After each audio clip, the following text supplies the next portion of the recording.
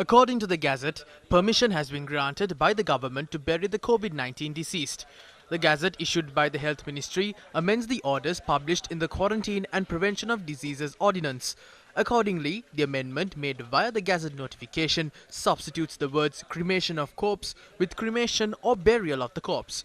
According to the Gazette, the corpse of the COVID-19 victim shall be buried in accordance with the directions issued by the Director General of Health Services at a cemetery or place approved by the proper authority under the supervision of such authority. Meanwhile, in a tweet, Pakistan Prime Minister Imran Khan welcomed the Sri Lankan government's official notification allowing the burial of COVID-19 victims.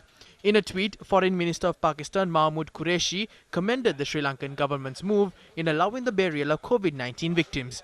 He added that such principles of mutual understanding, respect and humanity brings relationship to thrive and prosper. Taking to Twitter, US Ambassador to Sri Lanka Elena B. Teplitz also welcomed the government's long overdue move, hoping the change will be implemented immediately to avoid adding to families' suffering as they mourn those who they lost to COVID-19.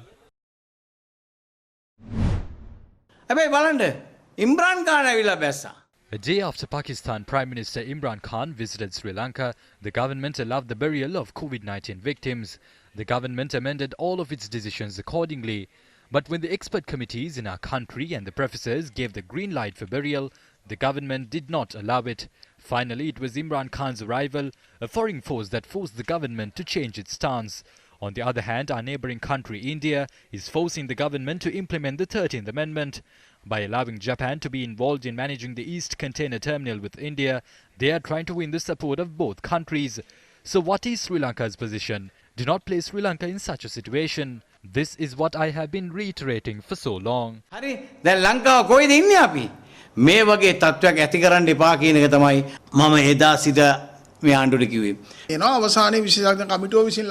Following the recommendations on the expert committee, permission was granted for the burial of COVID-19 victims. This is a decision taken on behalf of all citizens of the country. While permission has been granted for the burial, one must also remember that if the expert committee decides to amend its decision on the burial option, we will not refrain from withdrawing our decision. No one can influence the government's decision that is based on the recommendations of the expert committee. When other countries were allowed both options of cremating and burying COVID-19 deceased, Sri Lanka did not allow the burial option to satisfy certain racist factions.